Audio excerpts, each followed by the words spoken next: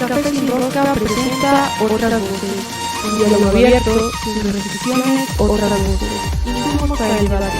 Bienvenidos. Continuamos en Café Sin Rosca y damos la bienvenida a David Chávez, con quien vamos a conversar sobre lo que está sucediendo en el país, causas y efectos de la desinstitucionalización del país. Realmente estamos viviendo momentos duros porque no sé si tenemos o no tenemos gobierno. Tenemos un presidente desesperado que sale ayer a amenazar, un presidente nervioso, un presidente desesperado porque hay una investigación que involucra a su círculo íntimo. Estimado David, muy buenos días, bienvenido. ¿Qué opina David Chávez justamente sobre lo que está viviendo el Ecuador en estos momentos? Hola César, qué gusto estar en Café Sin Rosca. Muchas gracias por la invitación a los tiempos que vengo por acá. Eh, Creo que lo primero es que Lazo ayer decidió pasar a la contraofensiva, digamos. Es decir, a mí me parecía, había cierta impresión inicial por el mensaje postelectoral, por algunas otras cosas, de que en realidad iban a buscar una salida menos traumática que esta especie de guerra civil que está ocurriendo a nivel de las élites de este país. Entonces, lo que vimos anoche es que Lazo no está dispuesto a ceder, es decir, como se suele decir en el lenguaje del cine de Hollywood, va a vender cara su derrota, digamos. Entonces, creo que eso pone al país en un escenario muy complicado. O sea, Lazo no tiene credibilidad democrática, no tiene legitimidad democrática, eso es cierto, pero eso no les importa tampoco. Es decir, no les importa mucho recuperar legitimidad democrática, ganar credibilidad democrática, sino que lo que me parece es que están implementando una estrategia muy agresiva, no necesariamente muy bien pensada, a ratos pareciera absolutamente atropellada y demás, pero lo que para mí queda en claro es que la estrategia que están queriendo apuntalar es la de poder recomponer ciertos apoyos al interior de las élites, al interior de este pacto que ha venido sosteniendo a los gobiernos de derechas que yo me he animado a llamar un bloque de poder. Me parece que eso está fracturado y entonces al interior hay una guerra desatada, una guerra abierta entre facciones. Y Lazo me parece que está tratando de recomponer eso, ¿no? O sea, lo que está haciendo, hay que leer que el mensaje no es tanto a todo el país, además después de la contundente derrota electoral que tuvo, sabe que no va a recuperar con mucha facilidad el apoyo popular. Y me parece que los mensajes están dados más a la interna. O sea, yo lo que veo en lo que está ocurriendo en estos días es una guerra, casi, voy a poner esto entre comillas, por supuesto, pero casi una guerra entre bandas, entre las distintas facciones de las élites que conformaban este bloque de poder muy sólido en torno al anticorreísmo, pero que justamente por la victoria del correísmo saltó en pedazos. Entonces ahora ves a sectores de las élites económicas enfrentándose entre sí, a sectores de las élites políticas enfrentándose entre sí, a sectores de la prensa amiga de este bloque de poder enfrentados entre sí también, a sectores de la policía enfrentándose unos con otros. Entonces es una situación sumamente grave y creo que lo de Lazo ayer demuestra esto y demuestra que, para variar, no quieren una salida democrática, sino que van a continuar en la ruta de la desestabilización con tal de mantener las estructuras de poder que tienen. Yo tengo la impresión de que Lazo, si bien está debilitado, todavía tiene apoyos importantes en ese bloque de poder y por eso está pasando al ataque, porque quiere de alguna manera consolidar esos apoyos que tiene y disputar con los otros sectores con los que parece que está peleado, que de todos modos debo decir, César, que para mí no termina de ser todavía muy claro cuáles son los sectores que están en disputa. Veo algunas cosas a nivel institucional, se ve que es el Ejecutivo versus la Fiscalía, por ejemplo. Dos actores muy poderosos de este pacto de poder que ha gobernado en estos últimos años. Y hay una guerra declarada y abierta entre ambos. Lo que vimos ayer es clarísimo y uno ya entra ahí inclusive en el plano de las conspiraciones. ¿Cómo es que en medio de este contexto se les ocurre soltar a uno de los líderes de las bandas criminales más importantes del país en el desate de violencia que hay? Es decir, ¿qué están haciendo tanto el Ejecutivo, la Justicia como la Fiscalía que de pronto por un habeas corpus, a Glass le negaron el habeas corpus cuántas veces? Dos veces, no, Dos no veces. recuerdo bien.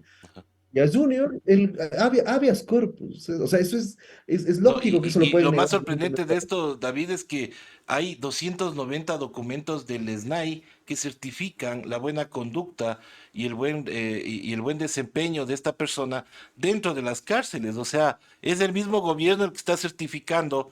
Por eso digo yo, no justificando a los jueces ni a los fiscales, pero ¿qué decisión puedes tomar cuando tienes 290 certificados de buena conducta?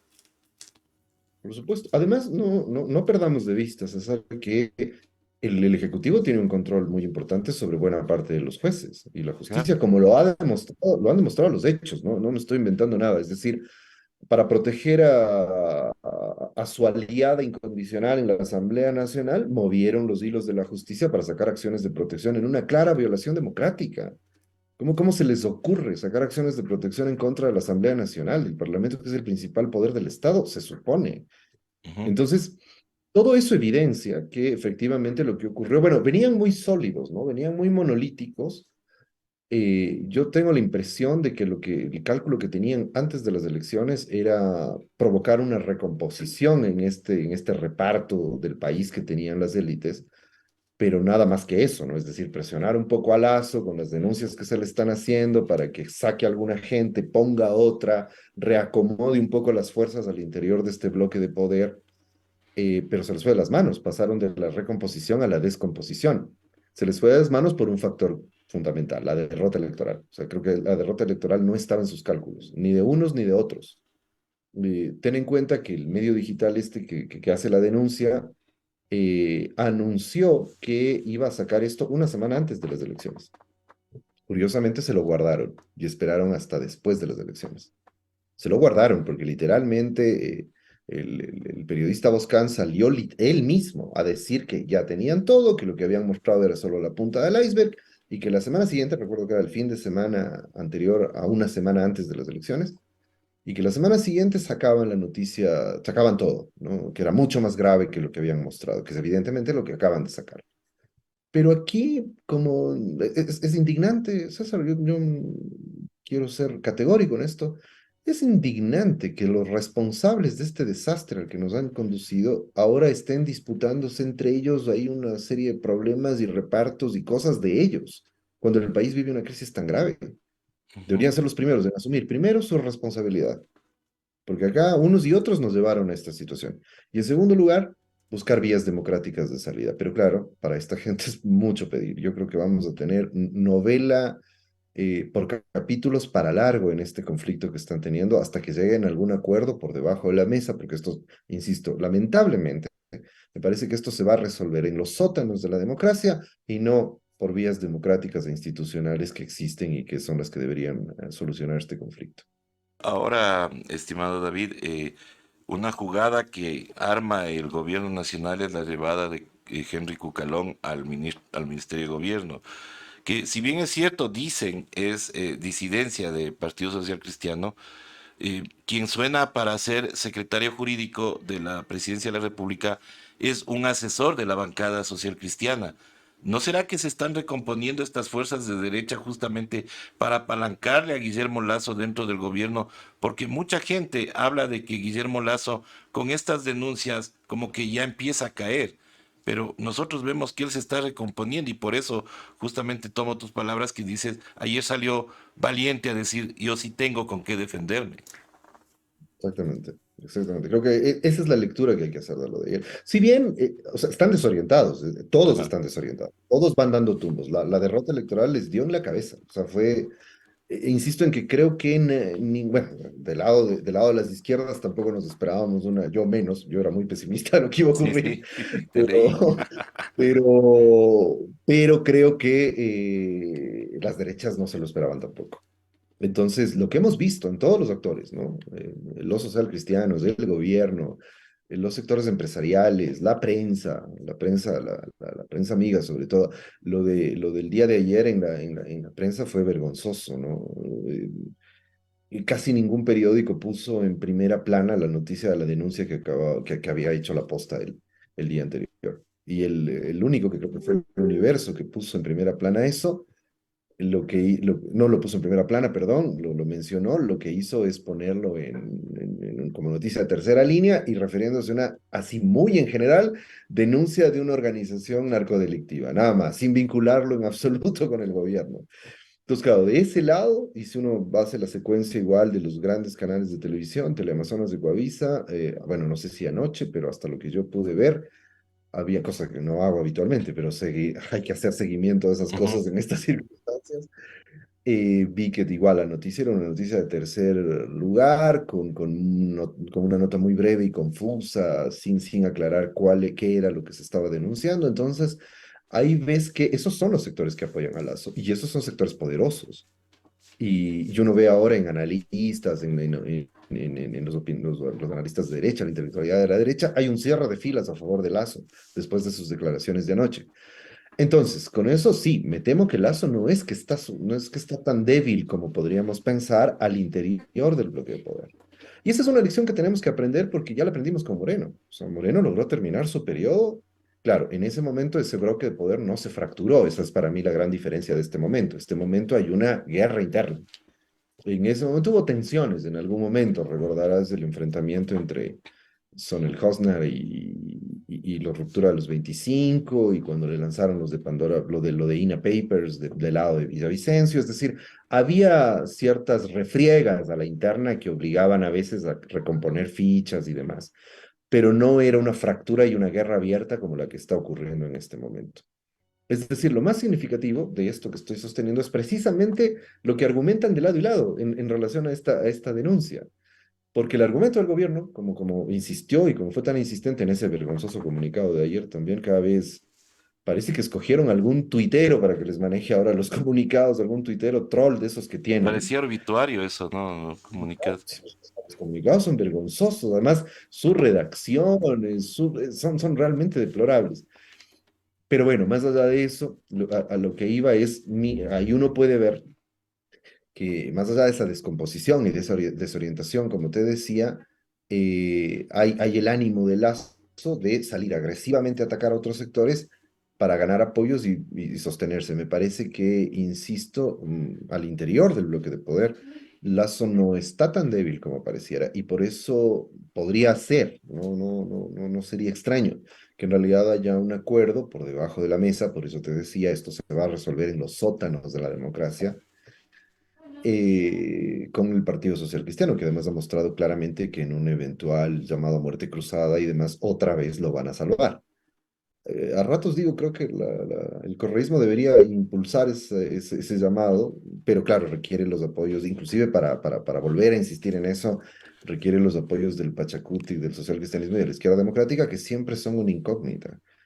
Entonces, pero al menos los socialcristianos han dejado en claro que no van a, no, bueno, no sé si lo han dejado en claro, pero lo han insinuado al menos, que no van a ir por ese lado, que obviamente no les va a convenir un pacto abierto con Lazo, pero pueden llegar a algún acuerdo por debajo de la mesa, como he dicho.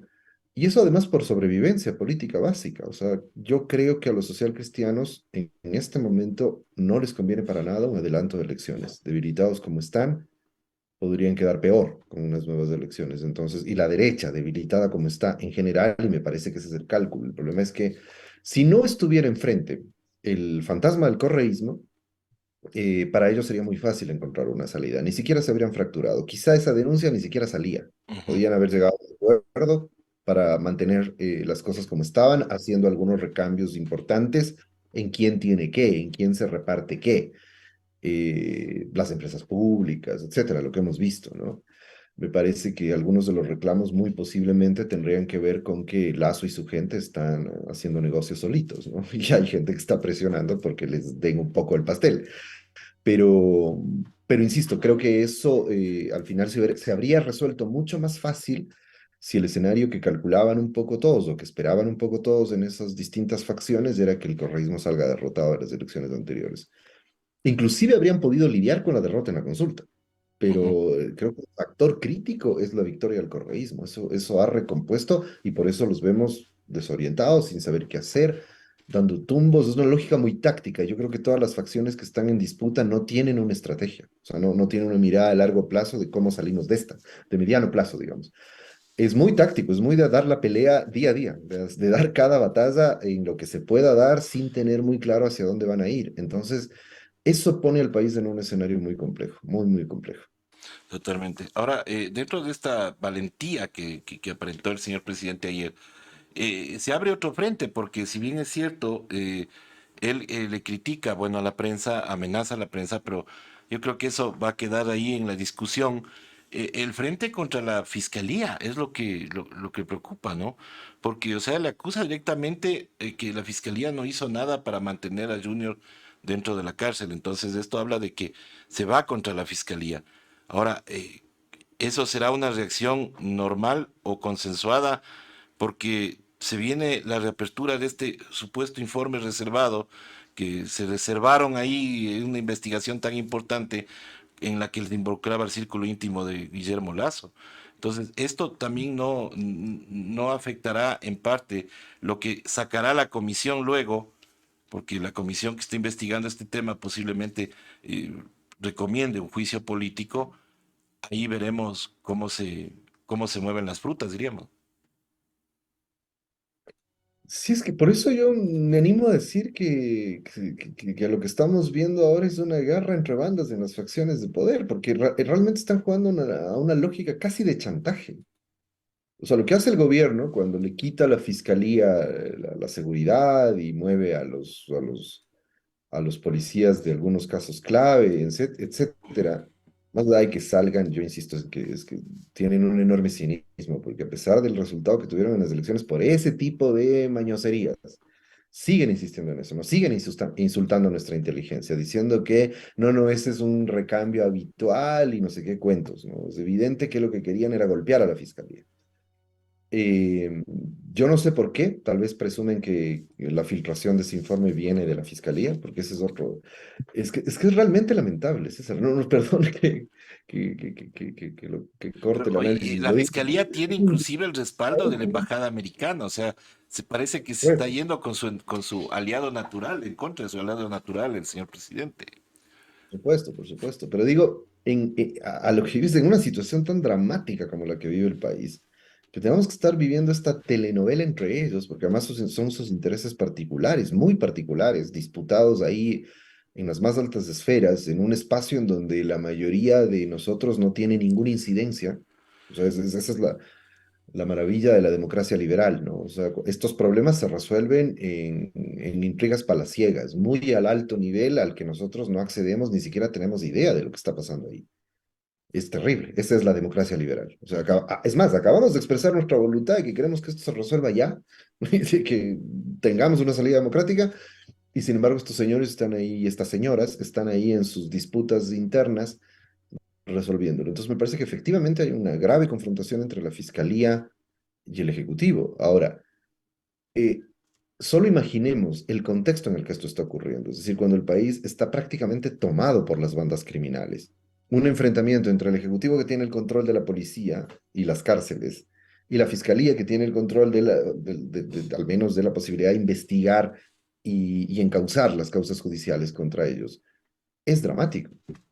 En uno de los temas fundamentales, la Fiscalía tendría que aclarar por qué el informe no procedió, por qué no se investigó, por qué lo archivaron. Porque lo que dice el gobierno es cierto, además, el gobierno miente, ¿no? Yo de lo que he podido ver, no es que la gente de la Posta ha dicho que simplemente lo escondieron. La Posta ha sido clara en decir que ese informe fue archivado también. Ujú. De hecho, hasta ahora, como nos van dando a cuentagotas la información, hasta ahora no dicen por qué fue archivado y por quiénes fue archivado. Pero evidentemente la fiscalía tiene que responder. ¿Por qué se archivó? O sea, porque en algunos casos se acepta un cuaderno, un mamarracho de cuaderno Hello Kitty escrito con cualquier cosa ahí y se sentencia sin miramientos. Y porque en otro caso, con un informe de inteligencia con tan graves indicios, nadie va a decir que ya ahí está resuelto el tema. Tiene que investigarse, tiene que llegarse a sentenciar a quien haya que sentenciar. Pero los indicios son gravísimos. Claro, ¿Cómo es que con esos indicios tan graves, en cambio lo archivan? En el momento en que además, porque hay que ver las fechas, en el momento en que Lazo tenía el 70% de aprobación, en que tenía un enorme poder, etcétera. Entonces, Me parece que también hay que responder, pero creo que ese problema, ese conflicto, lo único que va a generar es una mayor desinstitucionalización a la ya muy destruida institucionalidad del Ecuador. Por eso lo ideal sería buscar una salida más rápida, un adelanto de elecciones, pero veo que las vías se están trabando precisamente porque a la interna me parece que hay algo así como un empate de fuerzas. O sea, Lazo tiene fuerza y las facciones que lo están cuestionando, la embajada también, por supuesto, porque hay que tener en cuenta que la fiscalía es eso, hay que tener en cuenta que estos servicios de inteligencia que otra vez rinden cuentas directamente a la embajada son los que han hecho este informe, lo han dicho los de la posta, ¿no? El informe es un informe de los servicios de inteligencia y la embajada de los Estados Unidos. Entonces, eh, hay una transparencia en ese conflicto, aunque ya, al menos en ese, pero me parece que hay otros conflictos, es decir, uno tendría que preguntarse qué está pasando con las élites económicas, quiénes están del lado de Lazo, quiénes están en contra de Lazo, y qué está pasando con ciertas élites políticas, es decir, los socialcristianos han sido sumamente ambiguos en relación a si dicen no lo vamos a apoyar, pero me parece que también son muy tibios en la posibilidad de plantear salidas democráticas, entonces es muy ambiguo todo, pero no, lo que sí podemos sacar en limpio es que estamos frente a un grave conflicto entre ellos, pero que va a traer consecuencias muy, muy graves para el país también. Claro. Ahora, justo con lo que tú decías, ¿no? ¿Por qué se archiva un informe con tantos indicios? Pero vemos que en este momento el señor Villavicencio, por ejemplo, está sacando su investigación sobre este mismo tema de la mafia albanesa con una cantidad de memes que para mucha gente tiene más credibilidad que los audios, los videos y todo lo que se ha presentado en el portal La Posta. ¿Para qué? Para tratar de desvirtuar justamente el tema de que esté involucrado solamente este gobierno. Eso es muy interesante, o sea, justamente la respuesta, o sea, lo que te decía, vos ves que al final es una guerra entre bandas casi, porque también están enfrentados entre periodistas. Claro. O sea, el periodismo de derechas está fracturado en dos y se están enfrentando sobre el mismo caso. O sea, Villavicencio tiene la misma credibilidad que Lazo, digamos. Villavicencio es uno de los grandes derrotados de esta última jornada electoral también. Ujú. Y el Villavicencio ha sido un actor político nefasto, no solo para la política, sino para el periodismo. Es decir, no sé cómo el gremio de ustedes admite que alguien como Villavicencio se diga periodista. Bueno, Porque no nunca, tenemos yo creo que gremio. nunca lo ha sido. Bueno, ese es un buen punto. Además, nunca lo ha sido. O sea, siempre ha Sí, sido, igual que lo que está haciendo ahora la Posta, un tipo que lo que hace es periodismo de infiltración, digamos, no de exacto. investigación. Y nunca le ha atinado nada. Es decir, nunca ha descubierto nada contundente, realmente. O sea, recuerdo muy claramente cuando salió el caso de la refinería con Capaya y todo esto, él estaba en otra cosa con la refinería, en unos cursos de capacitación, no sé qué andaba denunciando. Y lo que estaba ocurriendo realmente no apareció, apareció mucho después. Y por otro lado. Entonces, pero bueno, digo, más allá de ese detalle, me parece que sin embargo han sido el aparato mediático de este bloque de poder que se encargaba además de la persecución al correísmo.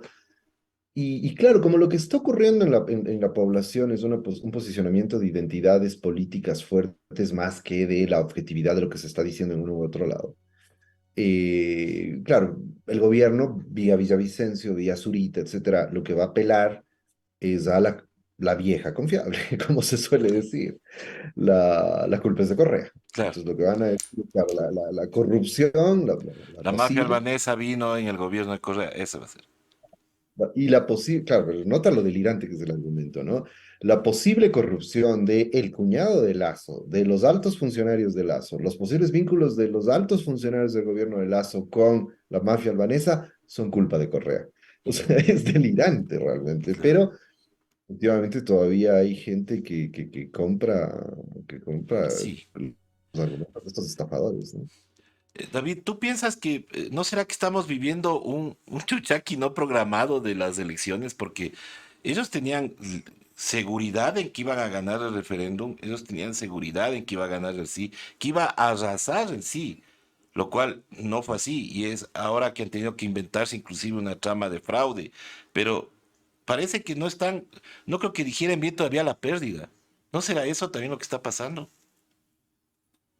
Sí, sí, indudablemente, ¿no?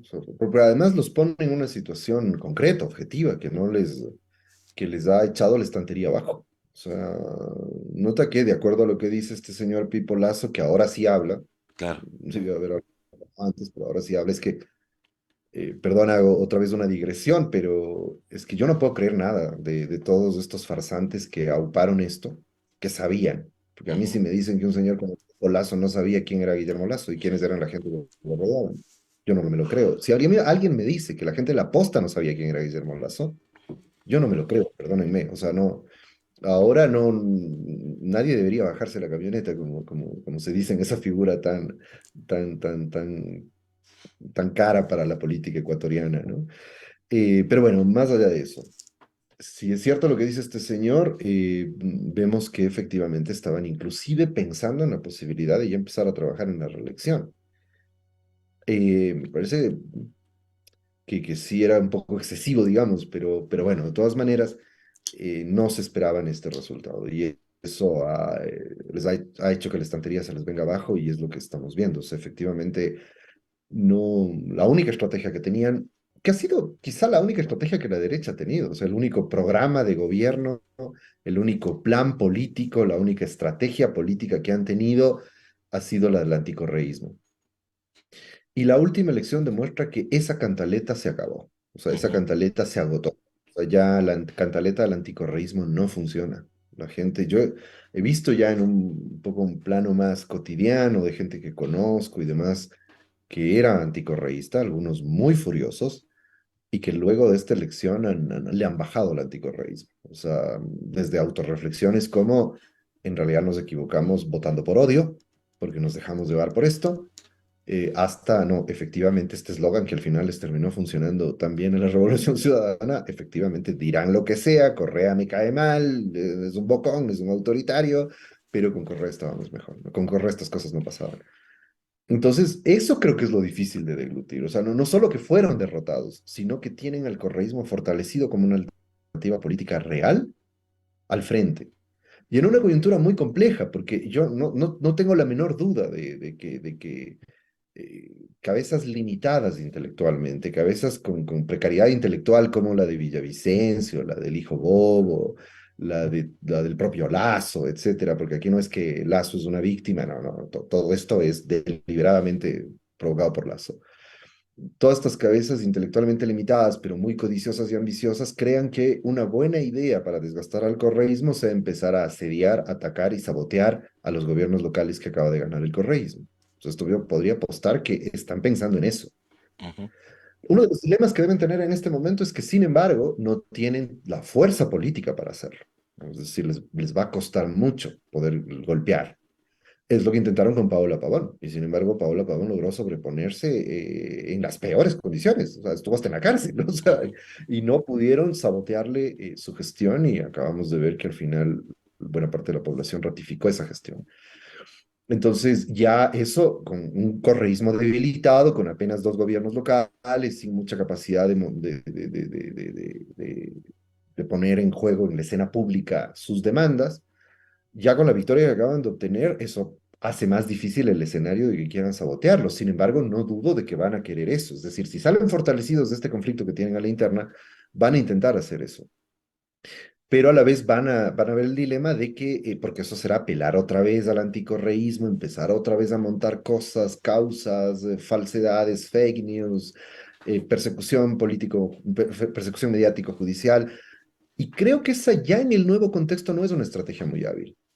Entonces me parece que si la derecha no entiende que el anticorreísmo no puede ser su proyecto de país, no puede ser su programa de gobierno, van a seguir hundiéndose, o sea, irremisiblemente, por más que inclusive logren golpear al correísmo, pero van a seguir hundiéndose y al 2025 no van a tener alternativas.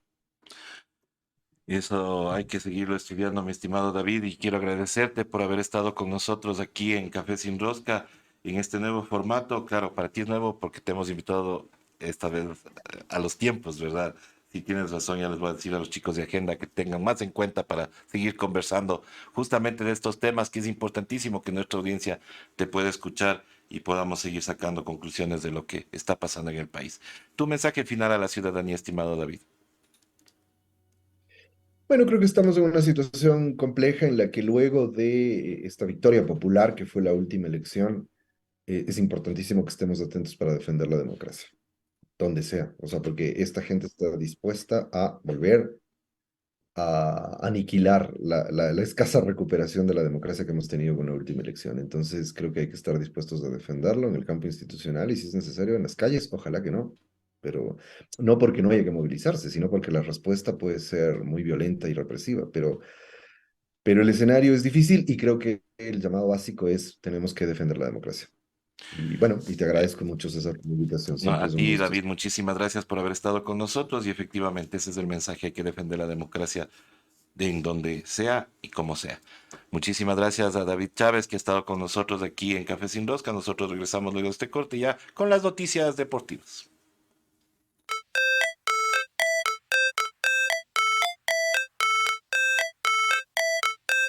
Recuerda visitarnos en todas nuestras redes sociales.